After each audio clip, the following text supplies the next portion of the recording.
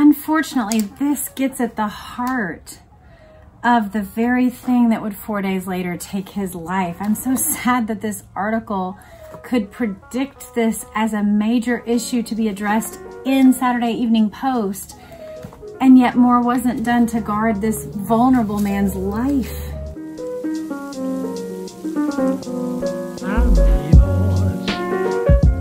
Hello and welcome back to my channel. I'm Jessica Nell, and if you're new, then welcome. I would love to earn your subscription today.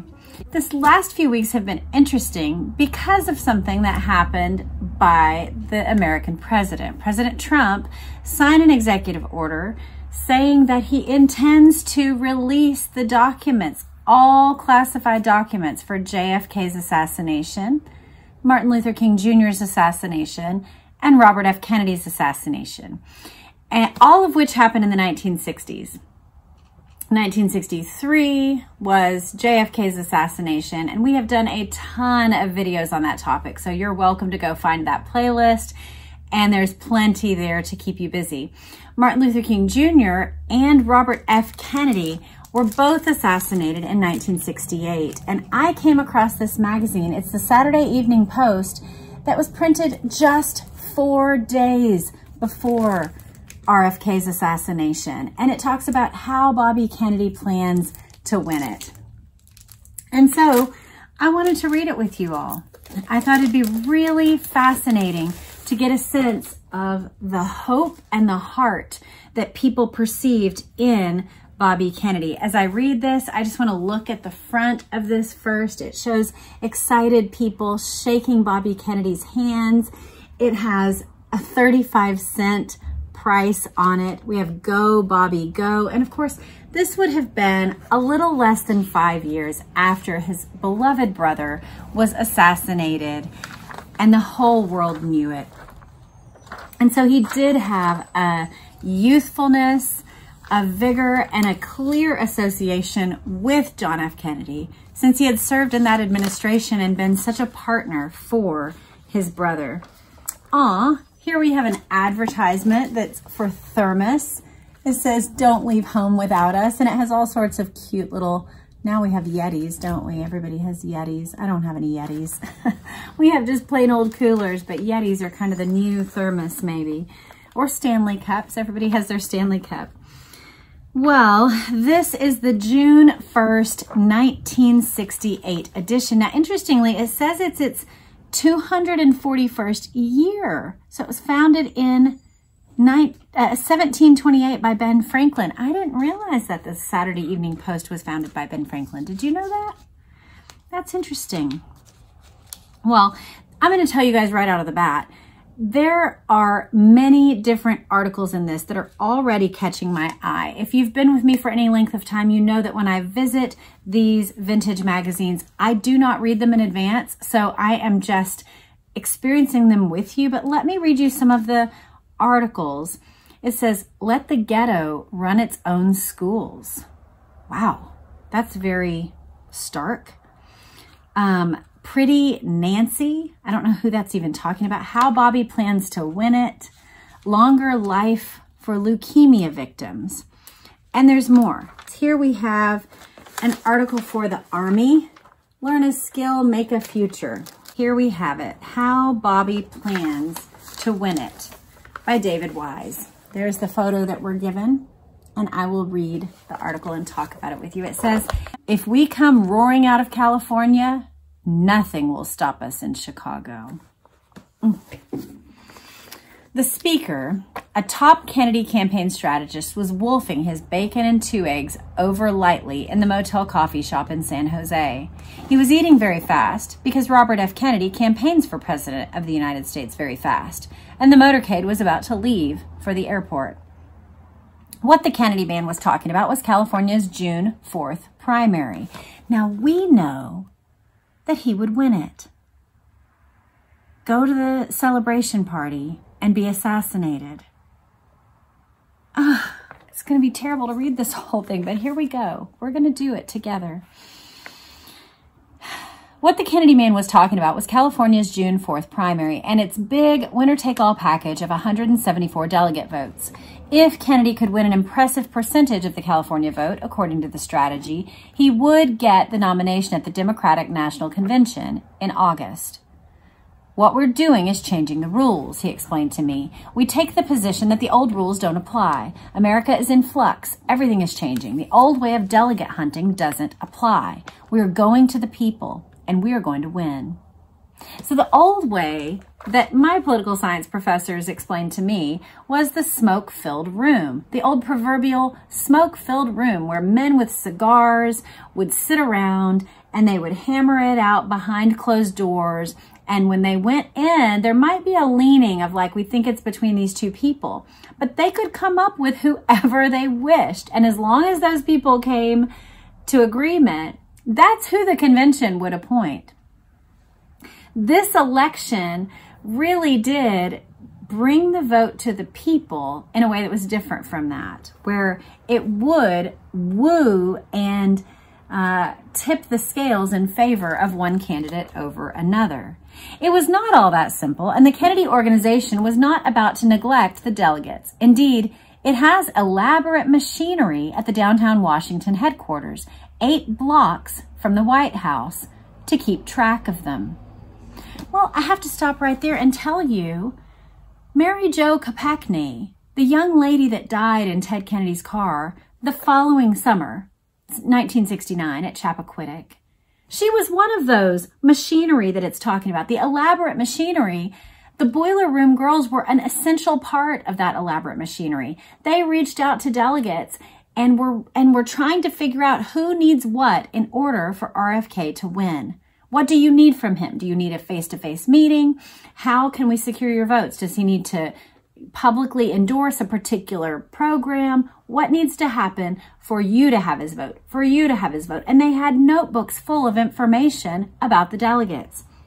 So this elaborate machinery, Mary Jo Kopechne was one of very few girls that were called the Boiler Room Girls. They were all in their late 20s, but they were called the Boiler Room Girls that headed up this very intake of information. What the Kennedy man was saying had a good deal of truth in it, too. From the very beginning, Senator Kennedy and his high command knew that they had to change the rules if there was going to be any chance of victory in Chicago. Bobby had to stir the people, to touch them and be touched by them, to lose his cufflinks, his shoes, and his voice, to make the adrenaline flow, to draw enormous, excited crowds, to run a campaign so exhilarating, so electric, and so powerful that its message would be clear to even the dullest state political leader. Bobby is a winner. If you don't take Bobby in Chicago, your local ticket will be hurt in November. Hop aboard before it's too late. California, the last of the big primaries, is vital to that strategy. Last March, 10 days before Senator Eugene McCarthy of Minnesota won his big vote in New Hampshire, Jesse M. Unruh, the most powerful Democrat in California, received the results of a political poll of the Golden State taken by John Kraft. It showed Robert Kennedy defeating both President Johnson and Senator McCarthy. Remember, by the way, that Lyndon Johnson, because he had taken over in 1963, that doesn't count as your term. So his 1964 win was the only term that he served. We know that now. But he was still up as a possibility in 1968. They didn't know absolutely that he was not going to run. And so a poll showed Robert Kennedy beating both of the president, the sitting president, and the leading candidate, Senator McCarthy. Fred Dutton and former aide to California's Governor Pat Brown and Kenneth P. O'Donnell, a name we've heard a lot, Bobby's longtime friend and political advisor, flew to Washington to urge Kennedy to run for president. Both had previously been opposed to it. And Jesse Unruh became the first big national Democratic figure to publicly repudiate Lyndon Johnson. What makes Bobby run? The sign in Monterey, California was so hostile, Kennedy disarmed them with the Teddy button story. I had asked my younger brother, Edward, to have some buttons made up to distribute to you today, but when he put them on the plane, they all had his picture on them. Laughter, then a pause. I told him it was too late for him to get into the campaign. Another pause. And anyway, that people would say he was ruthless. More laughter. Okay, so he's working the crowds through humor, through an awareness of his own perception of, are you just in this because of your brother? Why are you in this, Bobby Kennedy?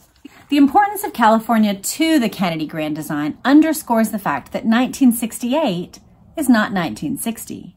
8 years ago at Los Angeles, when Wyoming put John F. Kennedy over the top on the first ballot, the pandemonium that broke loose on the floor of the sports arena was a great television event. But the nomination had been locked up weeks before in the back rooms and in the hills of West Virginia by the smoothly running campaign machine managed by Robert F. Kennedy. Yes, Bobby Kennedy was JFK's campaign manager, and so they had locked it up. His campaign strategy had worked for JFK previously. Now he had his own campaign machine working for his own nomination. By contrast, in 1968, Bobby didn't plunge into the race until March 16th, a full 2.5 months later than his brother had declared in 1960. That's interesting. I mean, now, of course, that's really late for American politics. People will declare a whole 1.5 years in advance of a presidential election. This is just half a year before the election. By March, we're having all of our primary races. So for him to not even declare until March feels super late to me. March is when Super Tuesday happens, when usually we know who the Republican candidate is and we know who the Democrat nominee is. We know because it's all been decided by primaries, but not so in 1968. Bobby was surrounded, instead of by a single-minded and highly organized machine, he was surrounded by advisors sharply divided over the wisdom of his making the race at all. Unlike his brother, Robert Kennedy, at the outset, was seeking to wrest the nomination from an incumbent president. That would be LBJ, something that hadn't been accomplished for 84 years. Robert Kennedy had to launch a revolution from a jet plane. He had to organize a staff, campaign in the primaries, and map his strategy all at the same time, while literally moving at 550 miles per hour. Even as he was attempting to assemble an organization, events moved so rapidly as to threaten his ability to deal with them. But they came, flocking to Bobby's banner with an amazing speed, converging in Washington, fanning out over the nation, answering the call of the Kennedy mystique, the Kennedy glamour, sensing the chance of power regained. From the carpeted law offices of Lower Manhattan and Washington, from obscure corners of New York and Massachusetts, they came.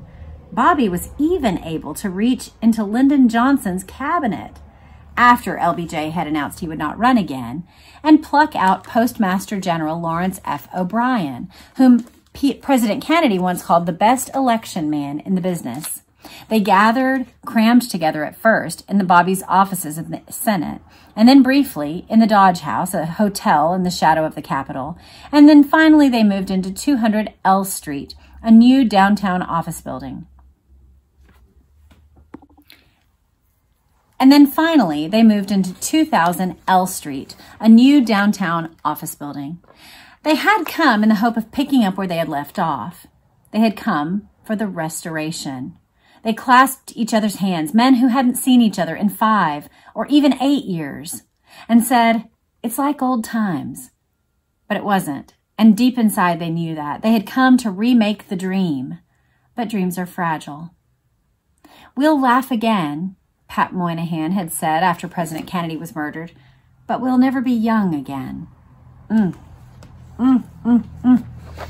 We'll laugh again, but we'll never be young again. Isn't that interesting? You would be aged by the assassination of your dear friend or mentor or the person that you had labored for, or your brother. The contrast with 1960 showed in little ways too. Day one, I had scribbled in my notebook, skirts are higher, Tuck's waistline has expanded. Dick Tuck was a fairly good example. Nobody knew from where he had materialized, but he was back. For Tuck, irreverence is a way of life and politics a sport. He had worked for John Kennedy in 1960, mostly traveling with Richard Nixon for the explicit purpose of bedeviling the Republican candidate. We're given some stories here about the ways that he would razz Republicans and kind of sneak in and make mayhem. But I'm going to keep the focus moving on RFK. The heart of the Kennedy drive for the White House is on the 6th floor. Senator Edward M. Kennedy of Massachusetts has the big corner office. Just as Bobby ran John Kennedy's campaign 8 years ago, Teddy is the first among equals in the Bobby campaign. Teddy is the overall director, but he has no title, one member of the Bobby team explained. In a clan as closely knit as the Kennedys, it could hardly be otherwise. President Kennedy once explained that he had gone into politics because his older brother Joe, who had been killed in World War II, had planned to do so. And if anything happens to me, Bobby will take over. And if anything happens to him, it will be Teddy. Okay, I had not heard that quote, y'all. That quote loomed large throughout our entire reading of Chappaquiddick, right there. We read through that book at the fall of 2024, and it was fascinating, absolutely fascinating. It had a first-hand account from Joey Gargan as its primary source for the book, but it was well done, thick with details.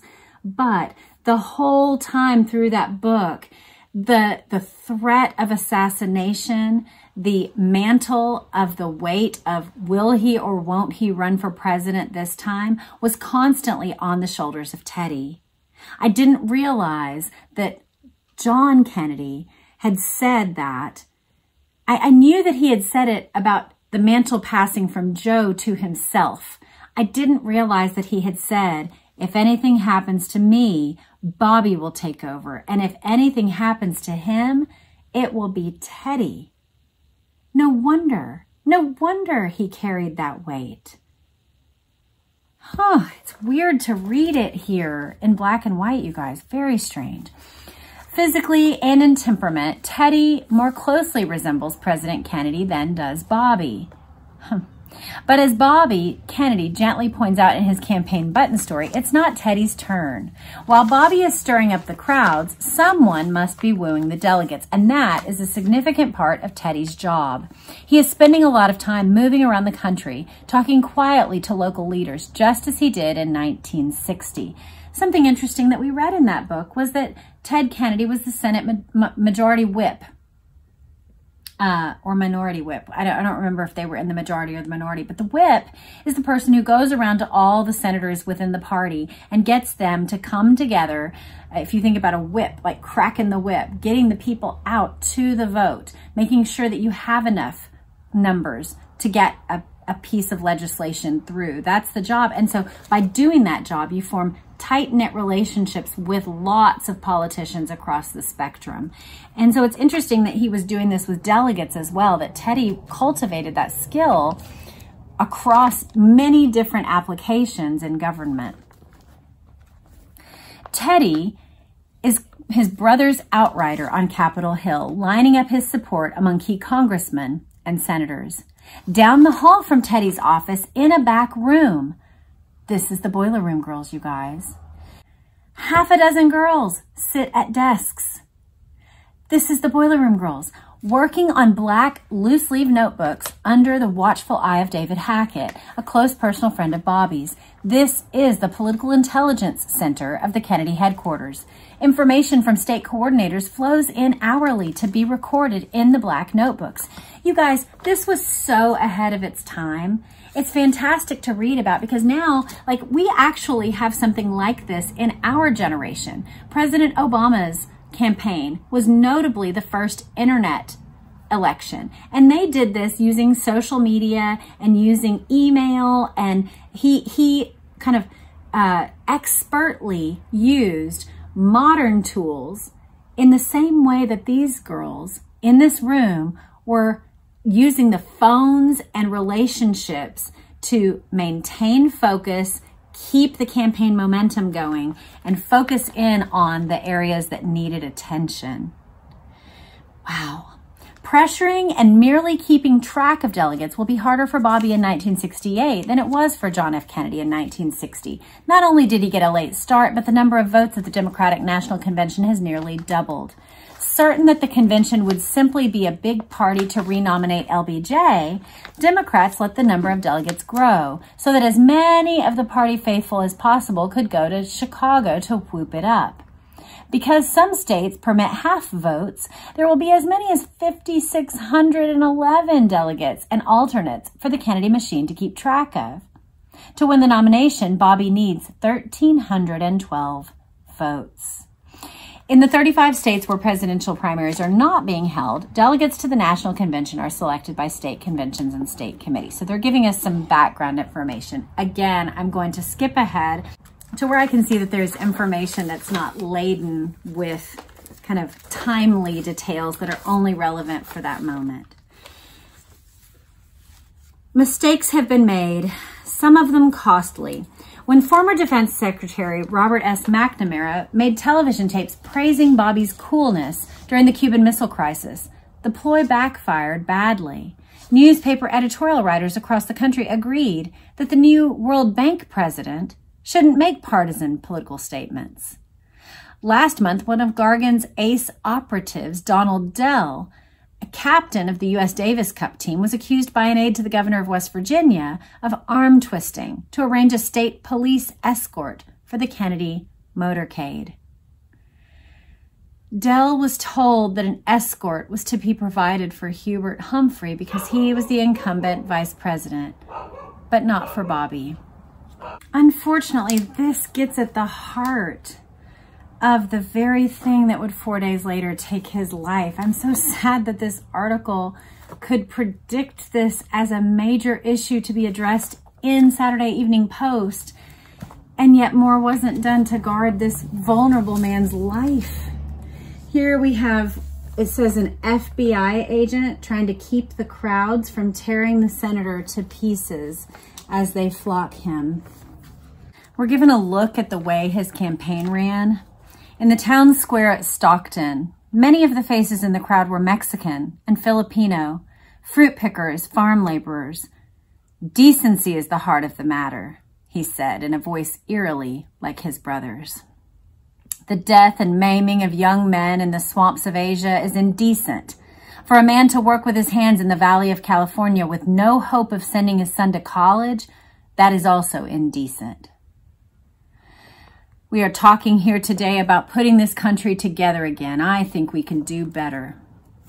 Harvard, Boston, Irish, and Kennedy, the words, the accent, the pointing motion of the hands, they all evoke President Kennedy. In part, at least, this is deliberate. It's weird to hear that voice again, booming out over a sun-drenched town square in the middle of California on a day that began in the fog at John F. Kennedy Airport, a continent away. Wow. Wow, wow, wow. You know, something I would encourage you to do, actually, recently I pulled up the Robert F. Kennedy interview with 60 Minutes. And I just listened to him to get a sense of the man. I didn't know, I don't know if you have these questions. Was his brother the real statesman? And he just kind of fell into it. We know with Teddy Kennedy from Chappaquiddick that he was a real dunce in a lot of ways. And even though he was called the Lion of the Senate, he was known as a sexual predator. He didn't write his own speeches. He seemed to kind of just fall out of bed with his privilege and become a senator. And that's about how much effort it took from him. His wife campaigned for him. His father pulled strings. His brothers had their name. And so Teddy Kennedy was not the statesman that his brothers were. But as I listened to that 60 Minutes interview of just an hour-long discussion of the events of the world at that time, I was blown away on a variety of levels. Number one, the hope and the vision that this young man had for our nation was inspiring to me 60 years later almost. And then number two, the mastery that he had over a variety of foreign policy topics seemed far beyond what we expect of our congressmen and women and of our senators now. They had an expectation of deep familiarity. He's talking about troop movements in Vietnam and particular cities. He was so familiar with foreign policy. And he spoke fluently about those things with precision. The other thing that struck me about that conversation was how nonpartisan it was. It blew me away, to be honest. It made me feel embarrassed for our current state of affairs in politics, because the way that he spoke was very precise about what he believed, very specific about what he was advocating for, and yet he was extremely respectful of the voter and respectful of his opponent. As he said, I'm just laying out a case for why you should vote for me. I believe this was for the Senate. But I leave the wisdom to the voter. They are the ones ultimately who have to decide. And he's laid out his case and I'm laying out mine. He was so respectful. It really puts the way our modern politicians deal with one another to shame. So I definitely grew in my admiration for this remarkable man and his political skill and his statesmanship. He saw the world, he saw people, and it came through in that conversation, but it also came through in the way he campaigned, as we read about the many, many different kinds of people that came out for his talks. It was not just a bunch of white college kids. It was not a bunch of rich people. It was a variety of people from a variety of social strata coming to support this man. It describes people mobbing him, yelling, being thrilled that he was there. It says, Bobby Kennedy was playing a dangerous game with the crowds, dangerous to his own safety and that of others. To be nominated, he must create a winner psychology. He was going over the heads of the delegates to the people. Yes, it's dangerous, one of his aides conceded. It's going to be done. Whew. I'd been thinking about it for 6 months. All the political people that I had talked to, Kenny O'Donnell, my brother, Ted Sorensen, Fred Dutton, all said don't do it. But my sisters and the people who were not in politics at all said to go ahead and do it. I really had 3 choices: stay neutral, support Lyndon Johnson, which I couldn't do, or support Gene McCarthy for President of the United States, which I did not want to do. To be sitting on the sidelines, he said, seemed unreal. If I hadn't gone in, I would have had to make speeches for McCarthy and get in deeper and deeper, doing things I didn't believe in. It's so interesting. He did have a heart to him, didn't he? I had more or less decided before New Hampshire to run, Bobby said. I asked my brother to tell McCarthy, and my brother decided on his own that he didn't want to tell him in the last days of the primary campaign. So we both talked to Goodwin. The message was somewhat diluted, this article tells us, by the time it was delivered, however. Teddy Kennedy said his brother spoke to him on Capitol Hill on March 7th, 5 days before New Hampshire. I was supposed to tell Gene that Bob was very much considering running. There was some question of whether I would be the best one to tell him. I mentioned the possibility of Dick Goodwin talking to him. So Teddy telephones Goodwin, and 3 or 4 days later, Goodwin reported back that he had relayed the message. Oh man, that is such a passing of the buck, isn't it? It doesn't surprise me in the least that Teddy would be the one to pass the buck. Oh my word. Reading that book, if you did not go through that book with us, I would highly recommend. The whole reason why Chappaquiddick happened is because Teddy Kennedy, a year after the assassination, was getting together with the Boiler Room Girls. There was a revival of those girls meeting together from time to time. They had had a previous meeting, and then they had this one on Chappaquiddick, and that was the fateful night when Mary Jo Kopechne lost her life. There was much deception and sorrow that followed. Well, we have 1 page left. Did he expect to win the nomination? Yes, but it will be damn hard. We'll know after California whether I'm viable. That's what Bobby had to say about it. Robert Kennedy learned the astounding news 9 minutes after the rest of the country. He was just coming home from a 9-day swing through the West when the plane door opened and John Burns, the New York State Democratic chairman, burst in. "The president's not going to run," Burns shouted. Kennedy stared at him. "The president's not going to run," he yelled again. That's LBJ, of course. Ethel was wide-eyed. Bobby decided to say nothing publicly until he could find out more. A crowd of 200 had gathered in the terminal building, and as Bobby pushed his way through, a woman screamed over and over, "You're our next president! You're our next president!" There were halos around the lights on the East River Drive of the soft mist in the warm spring night. This was all to have been the beginning of a monumental effort to deny renomination to an incumbent president. Now, this night at least, it seemed to be all over before it had ever really started. So he thought he was starting his campaign against LBJ, and then he gets the news that LBJ is not going to run. Very fascinating.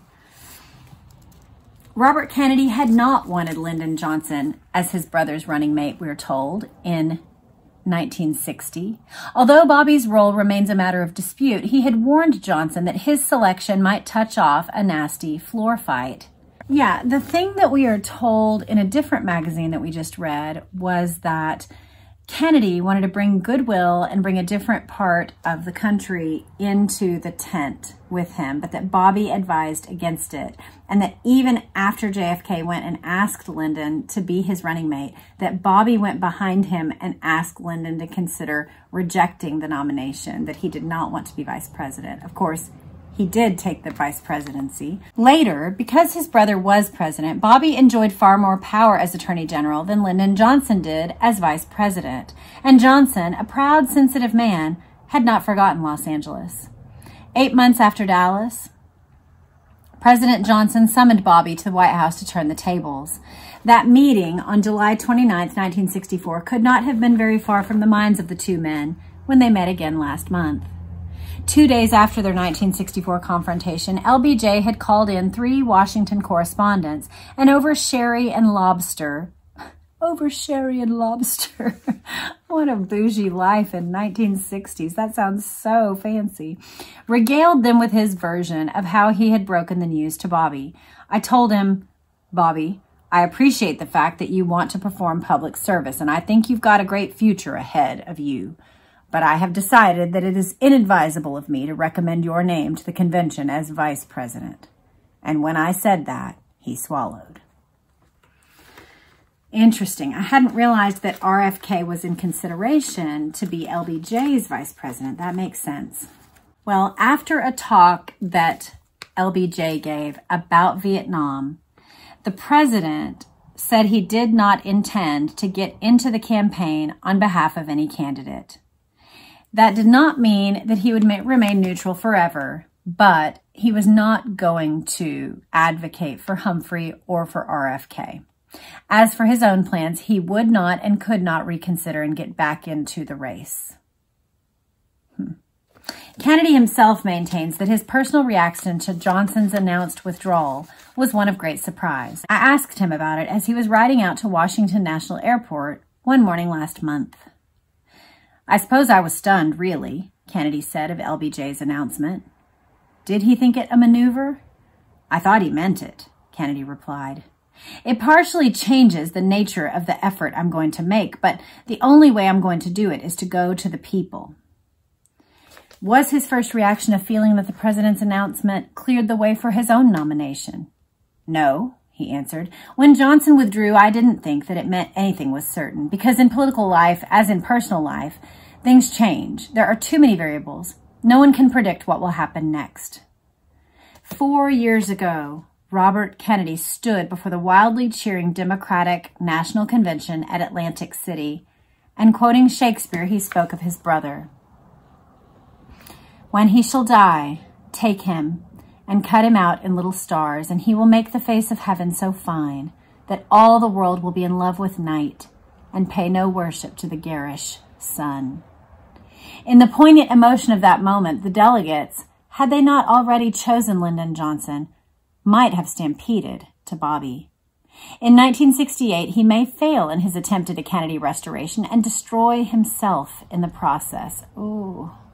But there will come a moment in Chicago this August when the convention will once again explode in tumult and shouting as it chooses the nominee. This time, Robert Kennedy aims to grasp that moment and like the burden and the glory of the presidency, make it his. Of course, we know that that moment would not come, that his life would be tragically cut short just 4 days after the printing of this article. Isn't that crazy? Y'all, I have to say, if I didn't have you guys to do this with, I wouldn't go back and be as devoted in my reading of these magazines. So I feel very, very grateful that you go through them with me, because I get to learn and I get to process what the world was like. You know, even for me as a political science student, I've heard all about the ways that conventions used to choose their candidates. It's very different to read about it in real time from the magazine as it was happening. So I just want to thank you for coming on this journey with me. Thank you for reading with me and for being curious. I look forward to seeing what you have to say. This is Bobby Kennedy. This was his election. This was his campaign process. Tell me what you think. I can't wait to read it. Have a great day. I hope you enjoyed it, and I'll look forward to seeing you next time. Bye.